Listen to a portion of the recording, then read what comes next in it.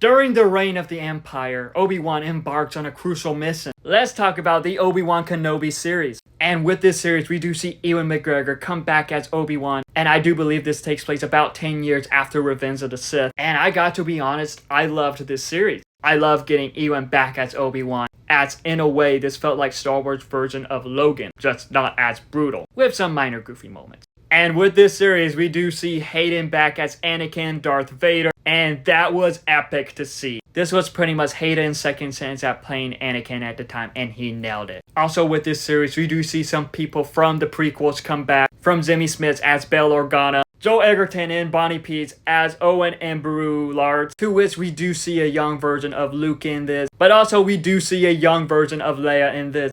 Well, spoiler alert. As we see Obi-Wan embark on this crucial mission to save a young Leia who got kidnapped. And Vivian Lyra Blair, who played a young Leia in this, she is perfect as a young Leia. She was perfect playing a younger version of Carrie Fisher's Leia. And what was great about this series is that we get to see Obi-Wan and Leia bond. See Obi-Wan pretty much become like Uncle Obi-Wan. And those had its nice moments. But also with this series, what was super cool is that we got to see the Inquisitors in live action. From the Grand Inquisitor, the fifth brother, as Moses Ingram plays the third sister. And she got a lot of unnecessary hate in this, but I thought she was great as the third sister in this. Very interesting backstory with her character that leads to great parts in this series. To which in this series we do get teased to the larger Star Wars universe with more Jedi, seeing how the Jedi has been helping out with some people to survive, seeing the Inquisitors hunt Jedi like we've seen in Rebels, and just a lot more. But some of the best parts of this is the rematch between Obi-Wan and Vader. Well, two rematches. We see Vader wanting his revenge against Obi-Wan, and when we see them pretty much like reunite, that is just epic. It just had its powerful moments. Because with this series, we do get some cold Vader moments. And there are some scenes that showed off the parallels between the two. It did that perfectly well. Seeing the connection between the two, that was just great.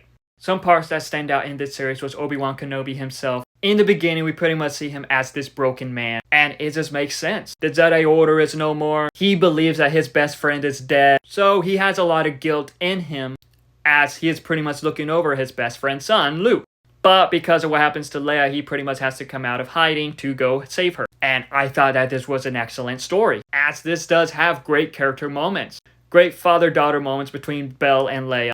Great pretty much uncle and niece moments between Obi-Wan and Leia. And even great moments with friends that Obi-Wan makes along the way. But just phenomenal moments between Obi-Wan and Anakin. Well, Obi-Wan and Darth. And with this series, it was cool to see like some Star Wars moments in live action. From the Inquisitor's base to Vader's Mustafar castle. And some moments that is pretty similar to Fallen Order. Then again, not everyone played the game, so they won't know. But I was fine with that. Some people wasn't, but I was fine with it. But with this series, I do believe that it fit perfectly within the Star Wars timeline. And it was a good reunion between Obi-Wan and Darth before their final confrontation in A New Hope. And their final fight, I thought that was epic. Overall, I love the Obi-Wan Kenobi series. And I hope that they would do more somehow. I want to see more of Ewan as Obi-Wan. I do feel like it'll be a missed opportunity if they don't do more. But what are your thoughts on the Obi-Wan Kenobi miniseries? Let me know in the comments below and follow me for more.